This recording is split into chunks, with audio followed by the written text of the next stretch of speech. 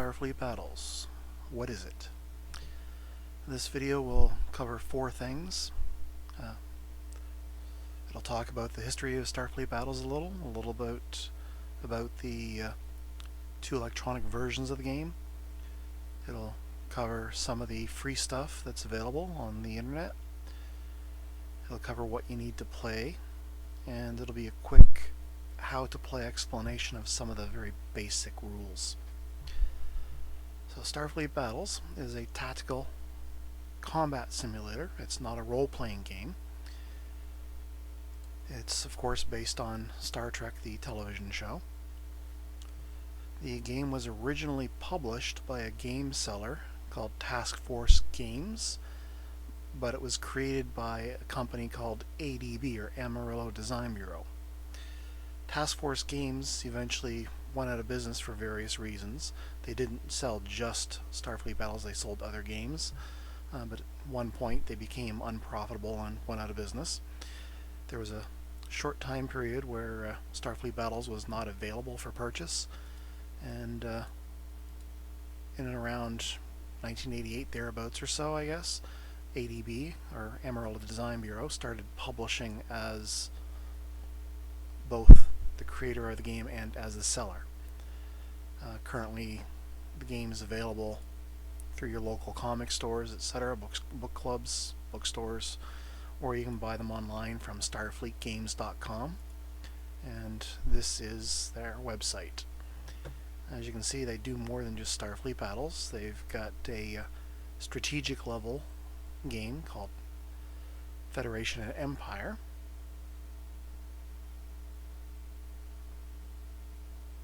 They do, of course, have role-playing games, which Starfleet Battles is not, but there is a role-playing game of it. They have miniatures available, and they have a new game called Federation Commander, which is a slightly lighter version of Starfleet Battles. It's a little bit more beer and pretzel, I guess you would call it. And then there are other versions or other game systems that use the same ships and the like, a call to arms. There's a magazine called Captain's Log that they publish on a fairly regular basis. There's a card game, Starfleet Battles Force. Apparently they've come out with a new board game called Tribbles vs. Klingons. They've got a ground combat sort of Battletech-like game called Starfleet Marines. And there's another gaming system called Starmada that's available as well. You can, of course, purchase that through their store.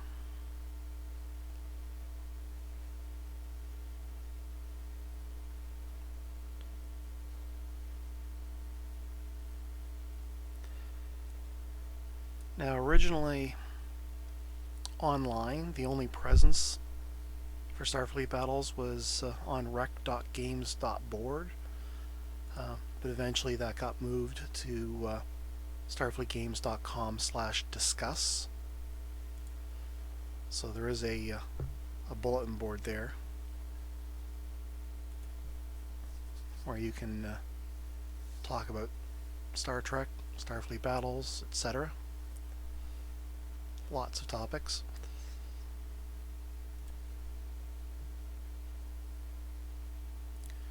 Now, there was a video game based on Starfleet Battles called Starfleet Command. It sold fairly well, but because of Hollywood accounting practices, I guess you would call it, ADB, even though they granted the license for it, never really saw any money from the video game. It was profitable enough that it actually came out with 3 versions, but at least on version 1, ADB didn't make very much money on it. I don't know about version 2 or 3.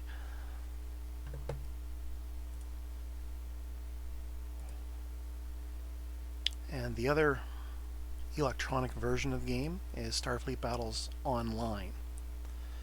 You can actually play for free a demo version, which will let you play Federation versus Klingon without having to purchase a subscription.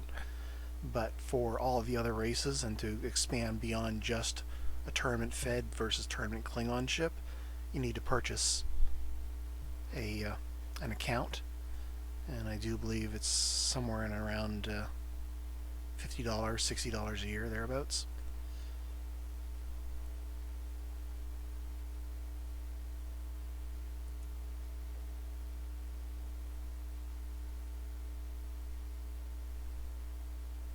Yeah, $59.95, or a 3-month subscription for $15. And Starfleet Battles Online isn't just for Starfleet Battles anymore. They've also got Federation Commander.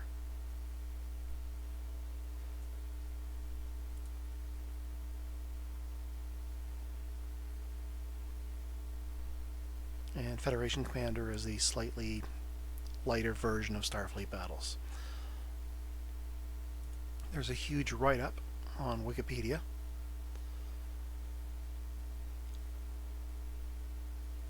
It goes into the Pocket Edition, Designer's Edition, Commander's Edition, and the current Captain's or Doomsday Edition. The Commander's Edition rule set and the Doomsday rule set is essentially the same rule set. They just fixed some printing errors and corrected a couple rules from the Commander's Edition in the Doomsday Edition. So I'd say probably about 85-90% of the rules are pretty much the same. It's just that the Doomsday version, they fixed a few things. Now, Starfleet Battles is an expandable game. You can start with basic set, and then there are other expansions to that. Advanced Missions adds races and gives you new rules for those new races, adds ships, etc. And then there are other modules. Some modules are just for expansions of the races. Others are kind of dedicated. Booms and saucers, training centers. Training centers is sort of like computer simulations, if you will. One of the things people often get interested in doing is creating their own ships and submitting them, and creating their own races and submitting them, and often they can't be used in the game. But some of them were good enough that they eventually created simulator races and published a module, and that's what that is. So you don't need these modules, you don't ever have to get them, but if you are really into the game and you want to, you can. For instance, there's a module J for fighters. Playing with fighters can really bog down massive fleet battles. If you're really into that, you can do it. If you never want to touch fighters, you don't have to buy the module. Another module is for fast patrol ships. They're sort of like tiny ships, or sort of like corvettes kind of thing. Again, if you don't want to use those rules, you don't have to buy the module. And as you can see, there's lots of various different modules here, and some of them are dedicated to specific races. R2 is Federation, Zinti, Andro, Orion. And then they started getting into specialty ships. They published an entire module on fast warships. That would be the Star Trek Voyager type ship. Special dreadnought variants, R7. New cruisers, etc., etc. And of course, you don't have to buy any of these modules to play the game. All you really need is basic set.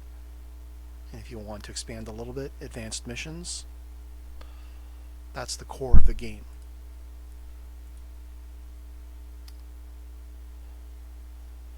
Now, on the Starfleet Battles website, there are a bunch of free files available for download.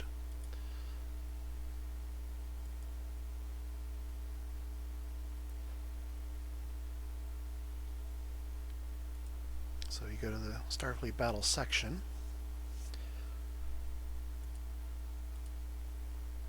This is the Starfleet Battles basic set, and this is Starfleet Battles Advanced Missions.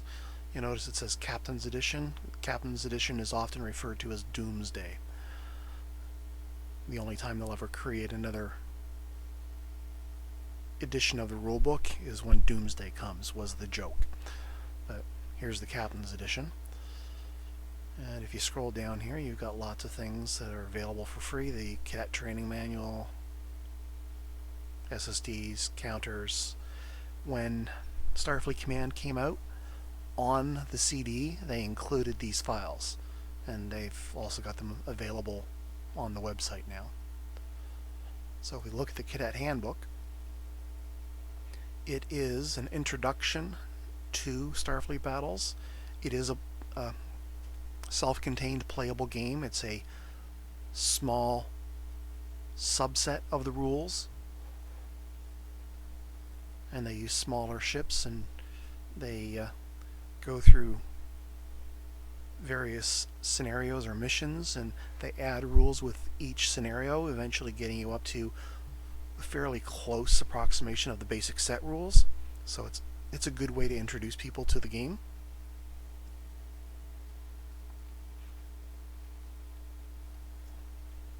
I'm just going to quickly scroll down here until we get to some of the small ships.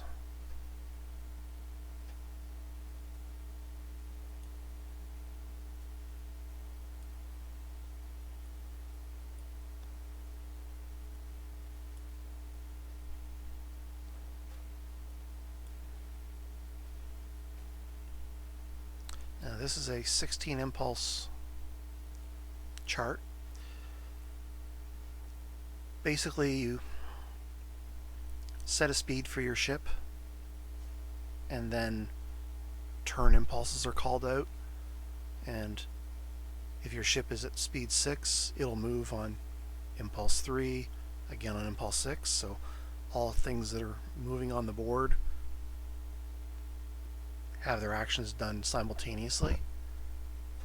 And this just lets you see where faster units would move in relation to slower moving units. Each impulse, as you can see, there's impulses down the side here from 1 to 16. Each impulse contains steps. You move your ships, you move your seeking weapons, resolve any damage from those weapons, Romulan's cloak or uncloak. You can use other ship systems like tractor beams. If you've got seeking weapons like missiles or plasmas, you can launch them. Shields, transporters for hit and run raids, launch and recover shuttlecraft, then fire direct fire weapons like phasers and photons, and then resolve the damage from them. And then you do that again for the next impulse. So that's how the game is broken down. So every single one of these 16 impulses contains each one of these steps. Now on many of these impulses, nothing's happening. Like for instance on impulse 1, if all the ships are speed 15 and under, nobody's moving. Unless somebody wants to do one of these actions, you just simply move to the next impulse. So basically if a player has an action that they want to do, they would declare that they have an action, and then if there's more than one player, they would find out which action they wanted it to happen first according to this chart, and then they execute it. There's a chart for doing damage. You roll 2d6, whatever the column hit is, that's what you mark off as damage on your ship. There's an energy allocation form. That's how you decide what speed you're going, what weapons are armed, etc.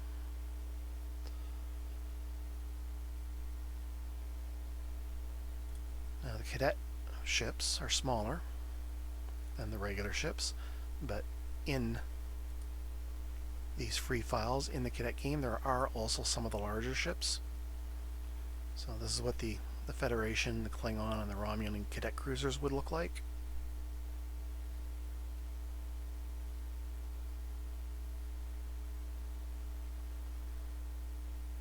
But it also includes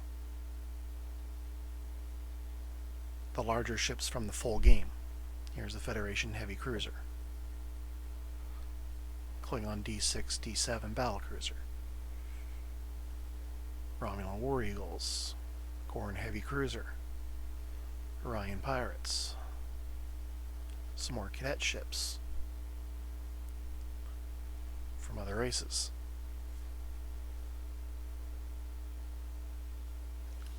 And some more of the larger basic set ships.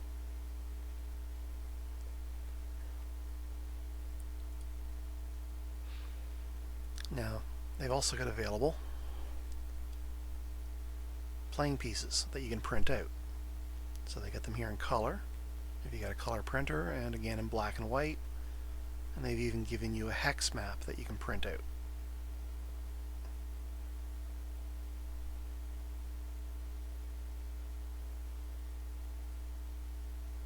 So basically the cadet game is a free game that you can download and try out. And then they've got tournament ships available online for free as well.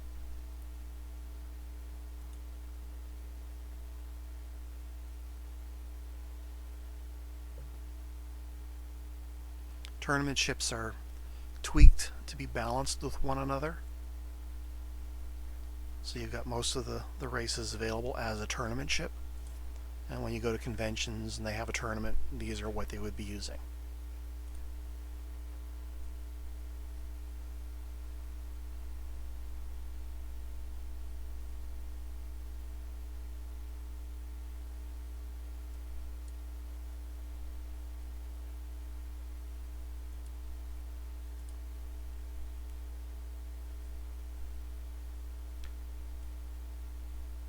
Now there is a tournament module that comes with a booklet that you can buy from the store.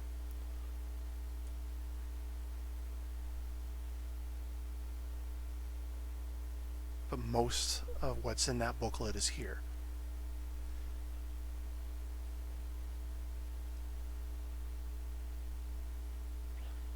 And there's even an archive of some important discussions that had occurred on their discussion board. This one's a discussion on secret and simultaneous actions. It's how to execute the sequence of play discussion. All of this is from things that happened back in 2006. Now they also have free play aids available up on the website. Now these also come, some of these come with the game. I showed you the 16 impulse chart for the cadet version. There's a 32 impulse chart used for the full game. Energy allocation forms, there's even a map you can print out, some asteroid overlays, etc.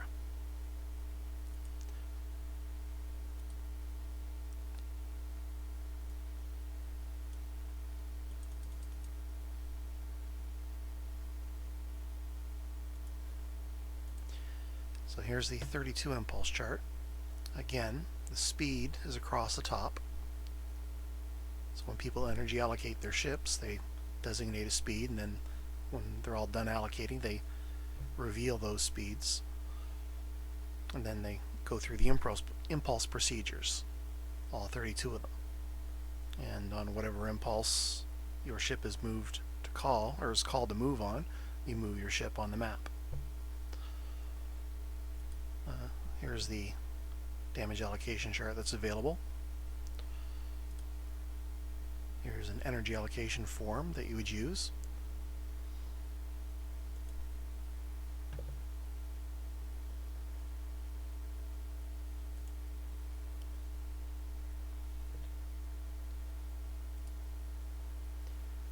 Now, here's a copy of the energy allocation form that I have loaded up in a graphics program.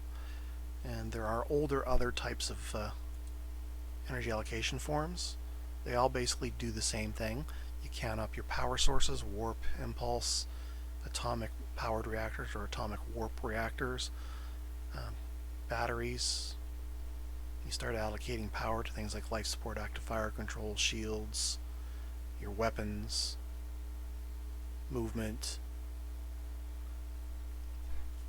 tractor beams, transporters, electronic warfare, specialty shuttles, just to keep track of your power. Now this is an older format sheet. I don't particularly like this style. I prefer the more modern version. So what you would do is you would look at your sheet and you would count up your power. So on the Federation heavy cruiser here, we've got 30 warp. So the left warp engine is 15, the right warp engine is 15. On other ships, like a heavy battle cruiser, instead of just a heavy cruiser, there might be a center warp engine up here. Or a dreadnought would have a third warp nacelle. So you'd have 45 power instead of 30. So each ship would have a different power curve. So on this heavy cruiser, we've got 4 impulse engines here at the bottom of the saucer section. And 0 APR until you get a refit. So there is a timeline to the game of Starfleet Battles. So as the years go by, an older ship would get a refit, and it would get things like extra weapons, more power, more shields, that sort of thing. And then you would allocate that information on the sheet. So we had 30 warp,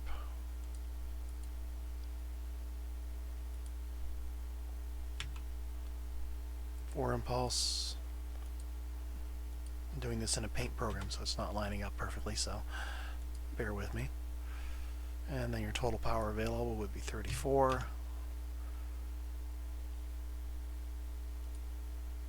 It had 4 batteries.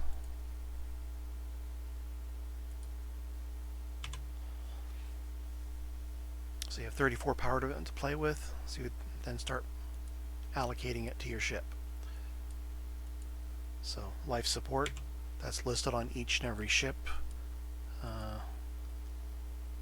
Right here, this particular ship, it's 1 point. On a dreadnought, it would be 2 points. On a small destroyer, it would be half a point. Active fire control, basically it pays for the equivalent of your computer system and your radar. Again, that's on the sheet.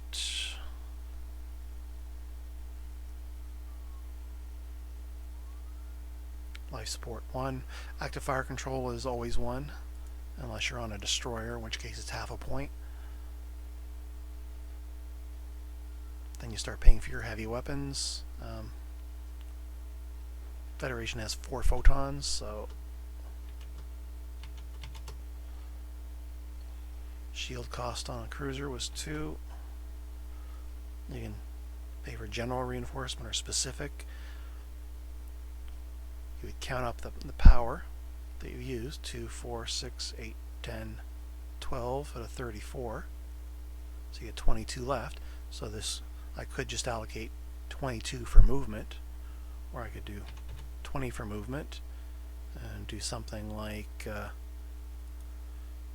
1 point of electronic countermeasures and 1 point for a specialty shuttle. And then the total power used, 34.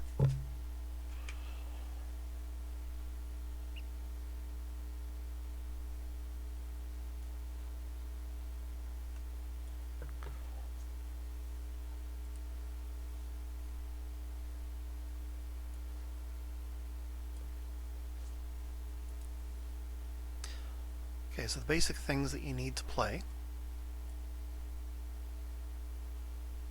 is a hex map, some counters, some dice, D6, either pencil and eraser, or you could go the grease sheets, erasable markers, and grease pencils, where you would take the SSD sheets, put them into the grease sheet, and then you'd use a marker on it. When you're done, you just grab a piece of paper towel and you could wipe it off and reuse it. Or you could print out your SSD each time you want to use it, and do it in pen or pencil, and then toss the sheet when you're done and recycle. In addition to that, you need an energy allocation form, the actual SSD, the impulse chart, the damage allocation chart, and you have to know the rules or have a copy of the rules. So each turn executes a sequence of play.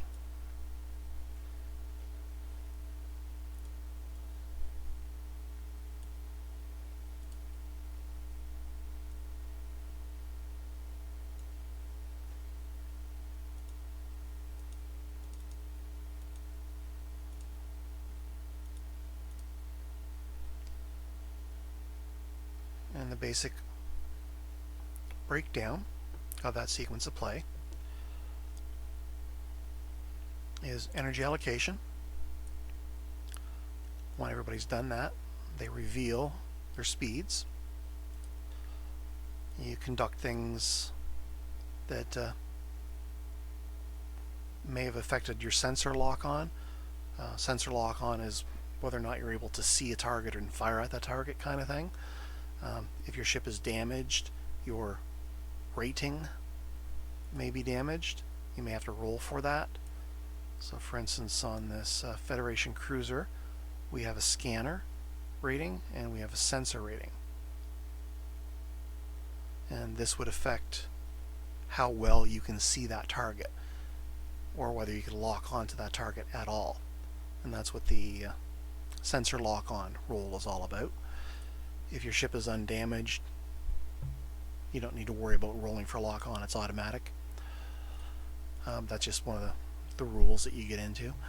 And then you conduct the impulse procedures.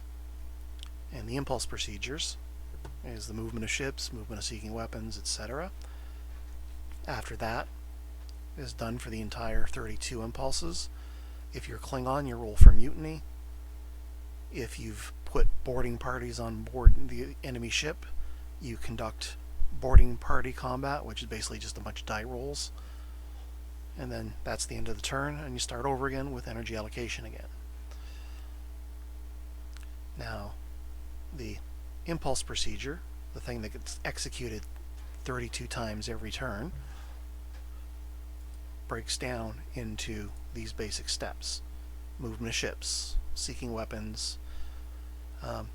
If you're using terrain like black holes and nebula, that can also affect movement or cause movement.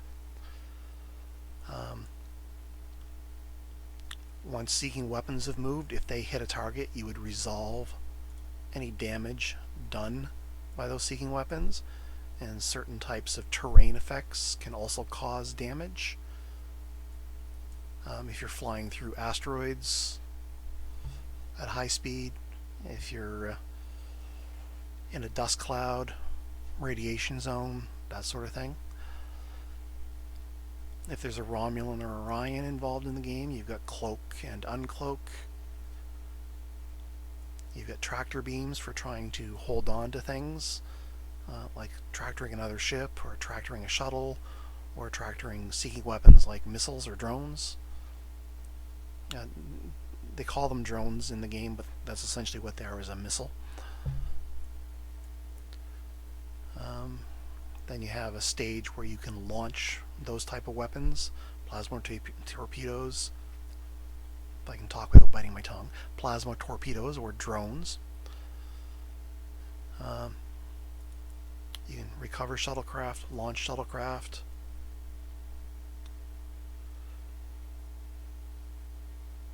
I skipped a step here. There's a shields and a transporter step. So after launch seeking weapons, if you want to, you could drop a shield and activate transporters to beam over boarding parties, or to beam over hit and run raid parties to try and destroy systems on the ship. After the shuttlecraft stage, there's a direct fire weapon stage, and of course after that you resolve the damage of the dice rolls you've done for your direct fire weapons. Direct fire weapons are things like phasers, photons, disruptors. And then you conduct it for the next impulse, and the next impulse, and the next impulse. So every impulse has all of these steps. Now, it's not really that slow if your ships are far apart and nobody's doing any actions other than movement. It's just calling a movement, moving your ships for quite a bit of length of time until you get into weapons range, and then things slow down a little bit.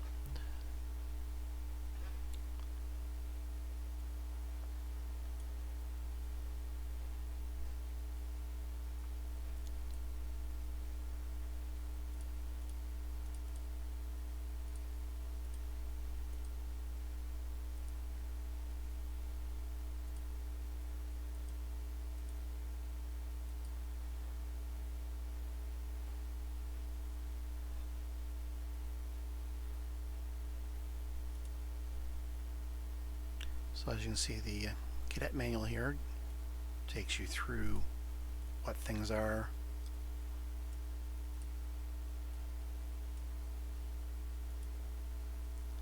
It goes over the sequence of play. And it talks about how you place your counters on the map and what the facings are and how you do movement, how you do a turn using turn markers, firing arcs, counting range. So let's take a look at some of that. So here we have a Federation ship and a Klingon ship, and this is how you would count the range. Right now the Klingon is range 9 from the Fed. If we remove the Fed, count again, it's now range 6. Now if you notice, the SSDs had 6 shields.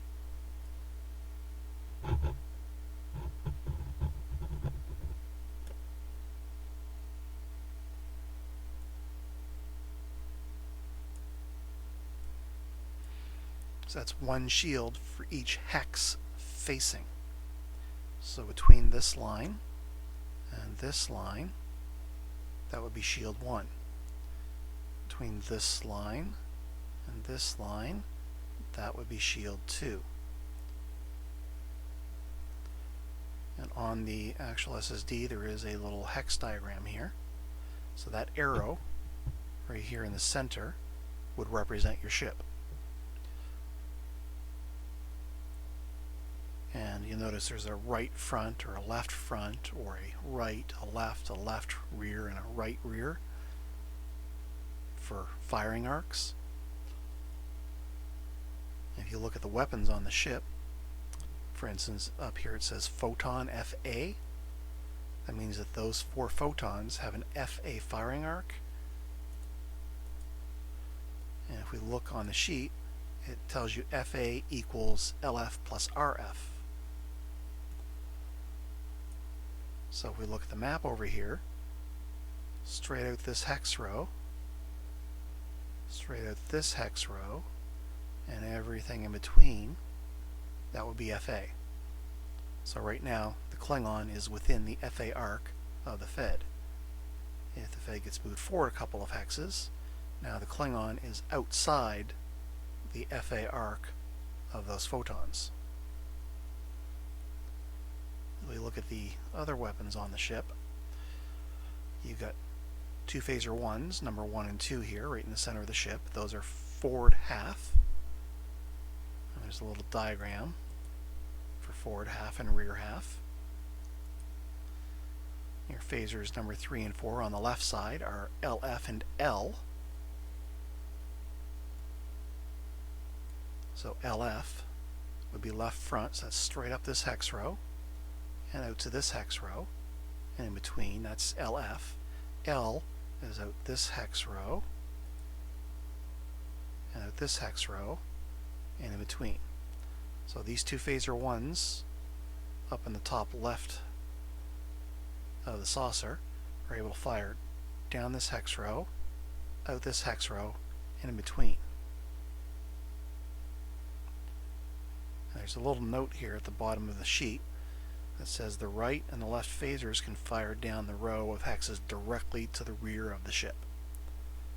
So these two, number 3 and 4 and 5 and 6, can also fire directly behind the ship, but they cannot fire into these hexes over here or into these hexes over here.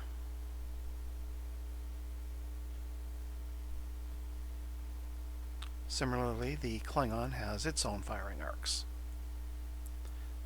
It has 3 phaser ones up in the front that are FX, and if we look on the sheet, it says FX includes L plus LF plus RF plus R.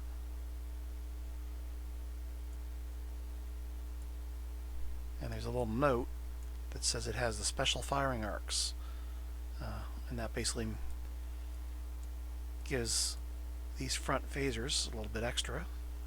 It says the forward phasers can fire into the row of hexes directly behind the ship. So if you look at a model of a Klingon D7 ship, these 3 little phasers are basically on the bottom of that ball at the front of the ship. So they can fire directly underneath the ship and into the rear.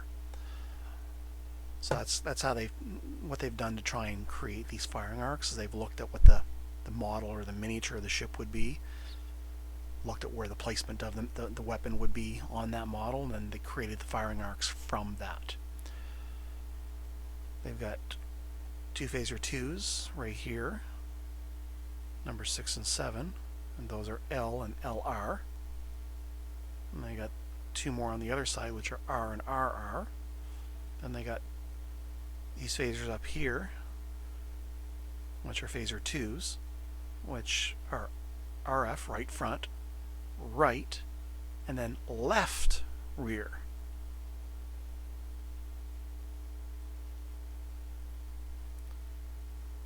So they could fire in this direction up in here, and then out and back over here. So the Klingons have got some pretty interesting firing arcs on their ships.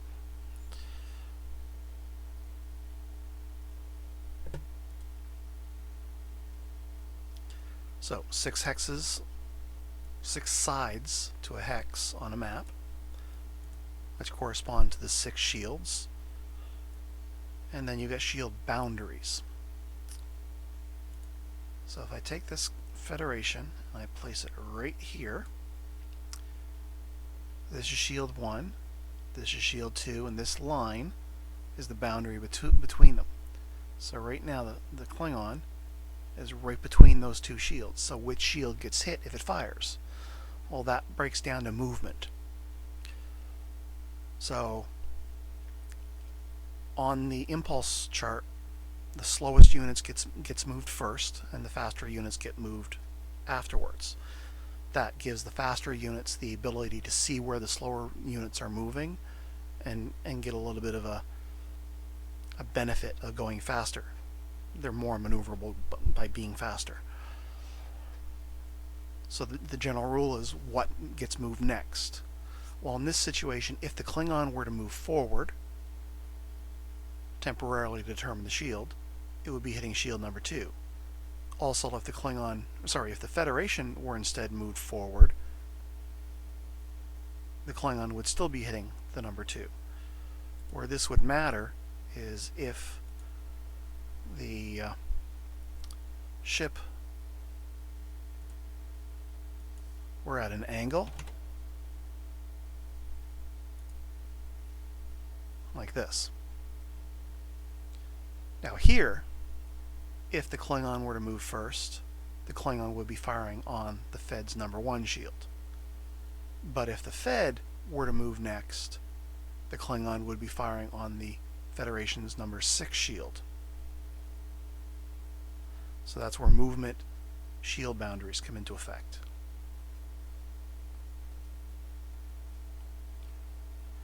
Now each ship has a turn mode according to the speed it's going.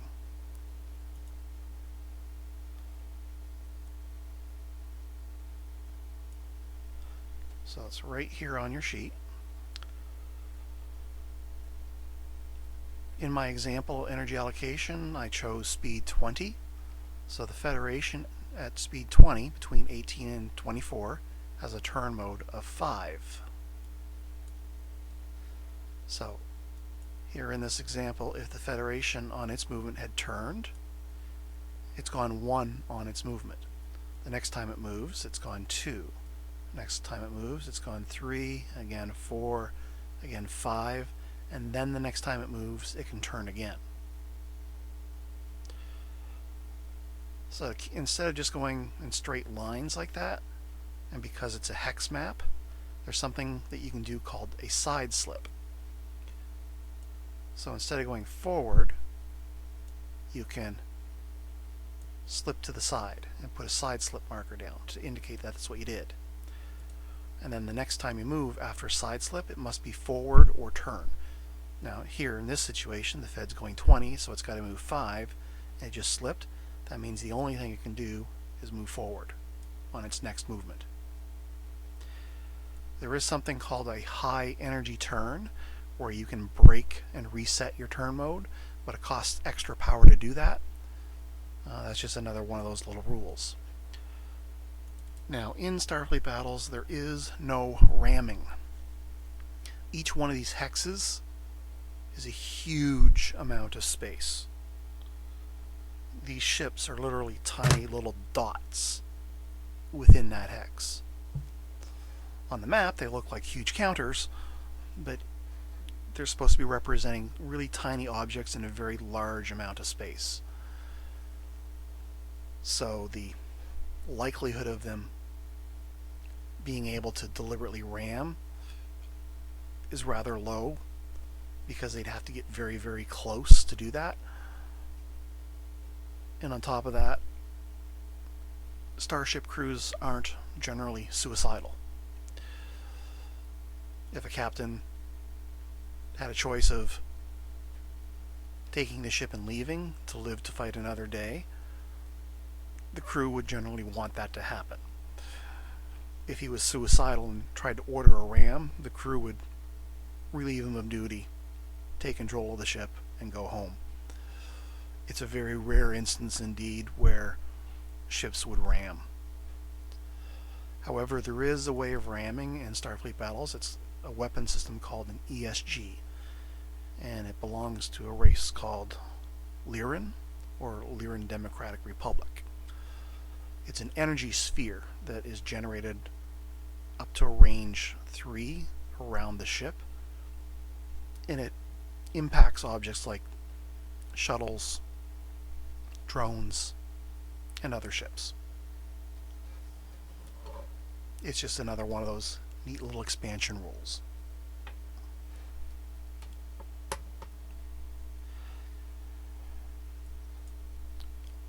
Now, one of the things that makes Starfleet Battles interesting and unique is each race has its own unique weapons. They also have weapons in common. So there's different types of weapons. There's seeking weapons, there's direct fire weapons. The Federation has a heavy weapon called a photon. The Klingon has a heavy weapon called the disruptor. Both are direct fire weapons. The disruptor is a single turn weapon, but the photon is a 2-turn weapon.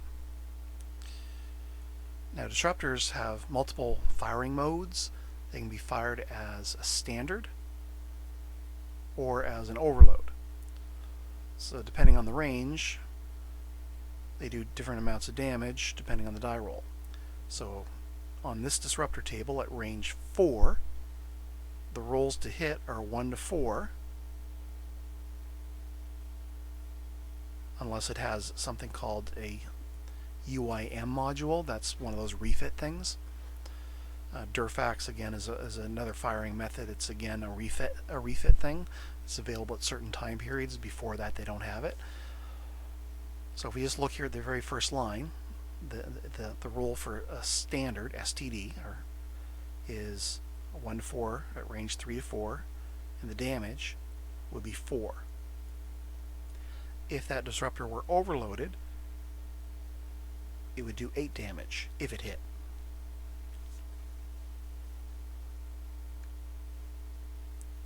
Now the Federation Photon, on the other hand, at range 4, for a standard, will do 8 damage. And the roll for the overload is the same, 1 to 4. And down here, for damage overload, it has ... varies. That's because you can put a variable amount of power into overload. A disruptor, it's 2 points of power for a standard, 4 for an overload. But for a photon, it's up to 4 points of power, over 2 turns. Minimum of 2 points on each turn. So you could put 2 points in on the first turn, 3 points in on the second turn. That would be 5 points of power total, double that. That's the amount of damage that the photon would do. So that would be a 10-point torpedo. If your photon is fully armed, 4 points plus 4 points, that's 8 power, double that, that's 16. So the disruptor, in a single turn, for an overload, could do 8 points of damage at range 4, where a photon torpedo at the same range will do 16. So the Federation has a heavier punch, but it has alternate turns where it doesn't have that firepower available. Those weapons also have to be powered from warp engine power, antimatter. So when the Federation rearms, it has a tendency to slow down. So it's a unique characteristic of the Federation. Now the Klingon, on the other hand, its weapons, standard disruptors, are 2 points, leaves it with a fair amount of power to put into movement, so it has a tendency to move faster. It's got more flexible firing arcs, so it's a very nimble ship when it's fighting, whereas the Fed is rather slow and a bit clunky. But that's just Federation versus Klingon. There's other races. For instance, you could pull up either Gorn or Romulan.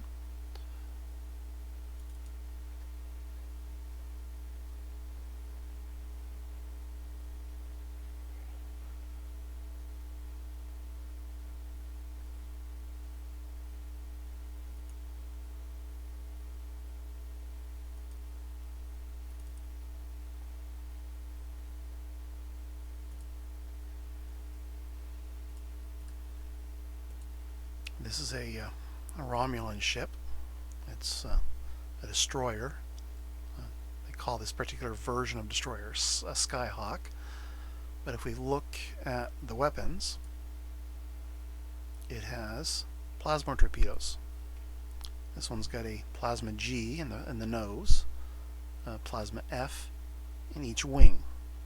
The one on the left wing is left portion, the one on the right wing is right portion, and the plasma G up front is front portion. Now there's a little diagram here for the front portion. You'll notice that it's got 3 little lines that have arrows, and then it's got this dashed line out to each side. So it's literally the front half of the ship it's able to track the target, but when you launch the weapon, it has to launch in one of those 3 directions. The target has to be within the FA arc of the plasma torpedo, and as the plasma torpedo moves, it needs to try and keep that target within the FA arc. But let's take a look at the damage that a plasma does. Again, it's based on range. A plasma is a seeking weapon. It's sort of like a missile with a burning plasma warhead kind of thing on the front of it. So a type G plasma does 20 points of damage if it hits its target within the first 5 hexes. Still 20 up to range 10, but it drops down to 15 damage out to range 12 movements. Actually, sorry, all the way out to 15. It drops down to 10 between 16 and 18 movements of the plasma. 5 points at 19, 1 point at range 20, 20 movements. But a plasma F, on the other hand, is only 20 points out to range 5, drops to 15 between 6 and 10, drops to 10 between 11 and 12, drops to 5 at 13 and 14 and drops to 1 at range 15. Now that's a fair amount of damage. That's 20, 40, 60 points from 3 weapons that are seeking, which means it can launch them at a distance and turn away from the target, where the plasmas continue towards the target. The ship that launched the plasma runs away from the target, keeping the range open, and the enemy needs to come through the plasmas to try and get closer to the Romulan to shoot it. Now, plasmas are a 3-turn arming weapon, but they're very low power to arm. An F-torpedo is 1 point on turn 1, 1 point on turn 2, 3 points on turn 3, and then it costs nothing to hold until you launch it. And it can hold it for several turns. A G-torp is 2 points on the first turn, 2 points on the second turn, 3 points on the third turn, and 1 point to hold. So when a plasma ship is rearming, it can move pretty fast until it's on its third turn of arming. But on the third turn of arming, it's able to fire those plasmas, or launch those plasmas. Now the plasma also has other modes of fire. It's got a bolt mode, B-O-L-T. It's basically a direct fire weapon. So at range 0 to 5, you roll a 1 to 4 to hit, and it does half the damage of the listed warhead damage. So at range 5, it would do 10 points for both an F-torp and a G-torp. At range 6 to 10, it's a roll of 1 to 3. It'll do 10 points for a G and 8 points for an F-torp. You can literally hit out to range 18 on a roll of 1 to 2 for 5 points on a G-torp. Takes 3 turns to rearm it, but it's a fairly large amount of damage at quite a large range.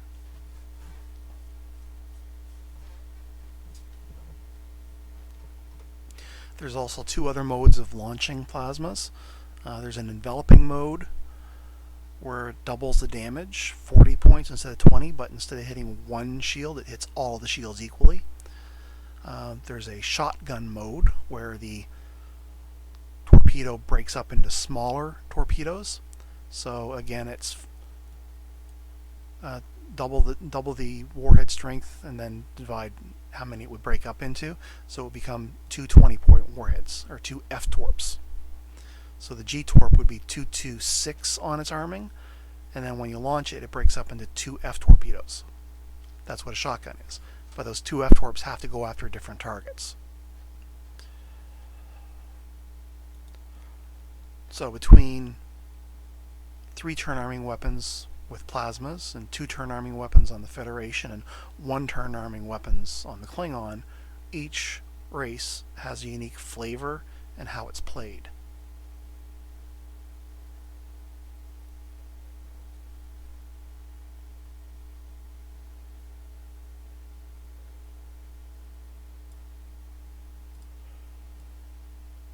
And if we go back to those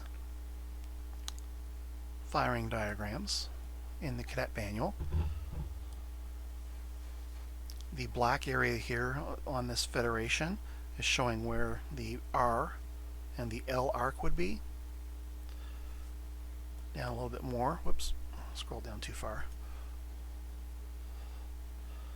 Down here on the left, this is showing where the right front would be, and this is showing where the left rear would be, and the opposite on the other side, left front and right rear.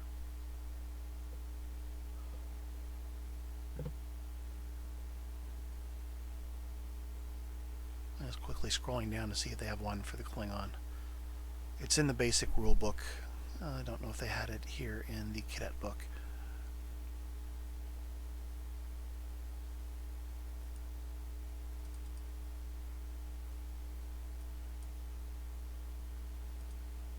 No, I don't think it is. But that is a basic introduction to Starfleet Battles.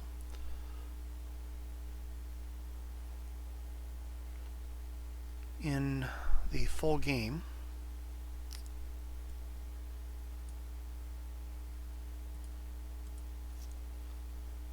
There are multiple races. Let me just see if I can pull up a quick map of that.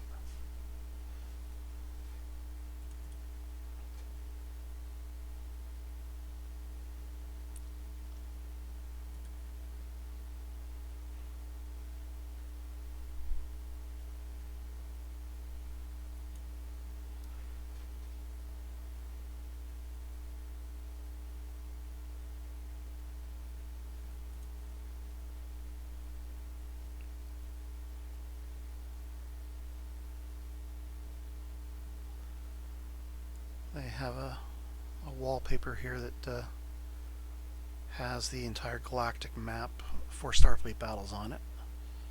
Here it is here. In the basic set, the races that you have, basic and advanced missions, you have the Federation in the center. You have Tholian. There's a small section inside Federation territory where the Orion pirates are based out of. They operate over the entire galaxy, but the homeworld Orion is within Federation territory. You have the Zinti. You have Lyran. And a small section of the Lyran is called the LDR, or Lyran Democratic Republic. They're a little breakaway. Hydron, down the bottom left. The Gorn. The Romulan. And the ISC. There's also a small Win cluster over here. There's an enemy of the Tholians that show up later called the Celtorians. And then there's a galactic invader or monster race called Andromedans. Now you notice that on one side of the map you've got Gorn, Rom, and ISC. Those are the plasma players. And on the left side of the map you've got Zinti, Klingon, and Tholian. Those are the disruptor users. And then in the center you got Federation with photons. The Tholian also has photons. So you've got 3 turn-arming weapons on the one side of the map, 2 turn-arming weapons in the middle of the map, and then disruptor 1 turn-arming weapons on the left side of the map. The Lyrans also use disruptors. And then there's the Hydron, who have both 1 and 2 turn-arming weapons, fusion beams and hellbores. The Win use optional weapon mounts, which means they have a mix of weapons, and the Orions have a mix of weapons as well. They have optional mounts. Now there are other expansion races to Starfleet Battles for other sectors of the galaxy, but most people stick with what they call the Alpha Sector races, and then a smaller segment of players may be interested in the other expansion races.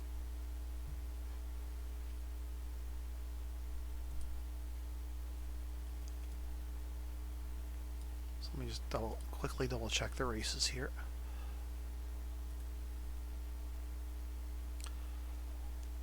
So we have Andromedan. There's a simulator race called Barbarian, Britannian. Some people have made Cardassian SSDs. Deltans, Federal Republic, I think those are one of the expansion races. Federation is a basic set. Frax is a simulator race. Gorn, again, Hispaniola is an expansion race for one of the other sectors, or it's a simulator race, I forget which. Hydron is a basic set advanced missions race. ISC is a basic race. Ojindarian is also Alpha Sector.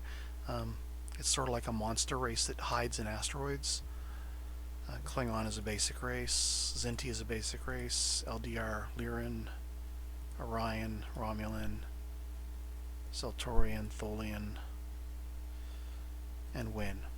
The other ones, the Vari, the Trobin, Singers, and all that, the Rin, the Mazeron, Koligar, Iridani, all those ones are either simulator races or they're from another sector.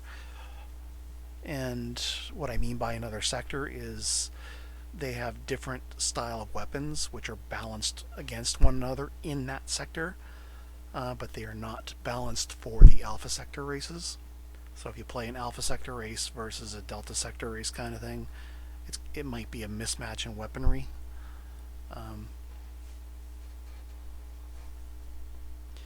Each ship has a battle point value, which is an estimate of its fighting capability. So this little destroyer is valued at 122 points. The Klingon D7 is valued at 140.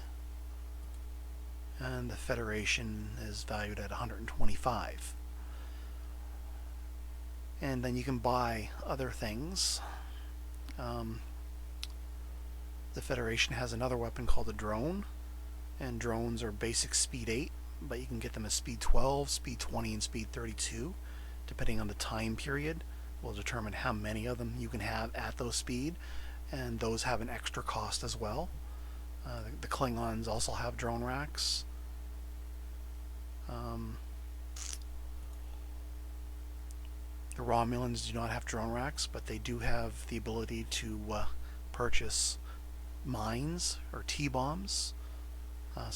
All the races can buy T-bombs, but the Romulans, some of the ship designs are able to carry a large nuclear space mine. A T-bomb will do 10 points of damage, and a nuclear space mine will do up to 35.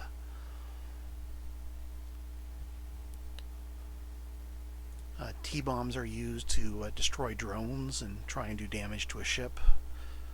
Nuclear space mines are primarily used for destroying a huge shield on a large ship and doing internal damage. But as I said, that was the brief little introduction here. We talked about the history of SSB. I showed you where you can get some free stuff from their website. We went over what you need to play, and we went over some of the basic rules of the game and some of the SSDs. Now you'll also notice on this particular destroyer, it's got a speed chart down here at the bottom. It's because it's a fractional movement ship. Remember how I said the shield cost and life support would be different? Well, on this destroyer, the shield cost is 1 point, life support is half a point. And the movement cost, instead of being 1 point for one movement or one hex of movement on the map, it's half a point of power for one hex movement on the map.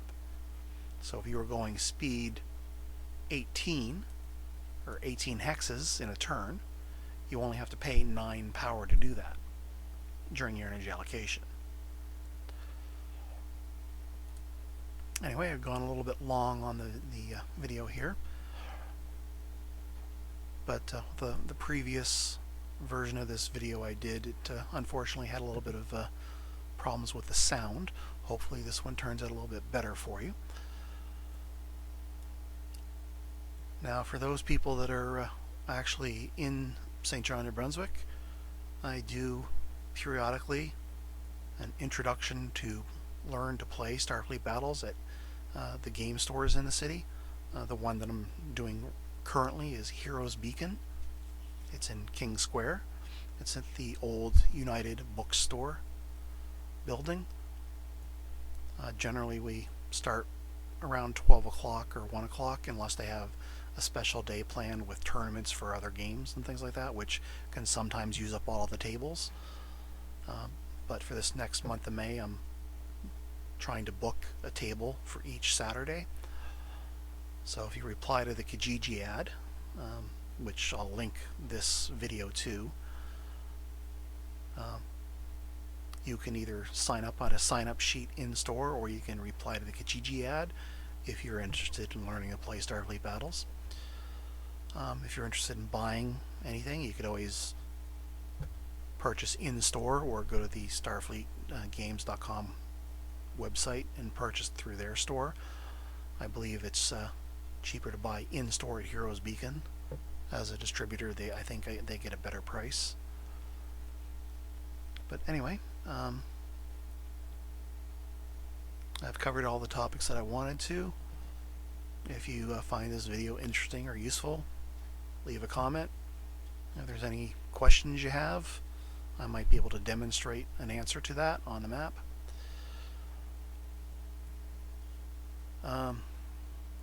Movement. I guess I could briefly go over that one more time. Every time your ship is called to move on the 32 impulse chart, you move 1 hex.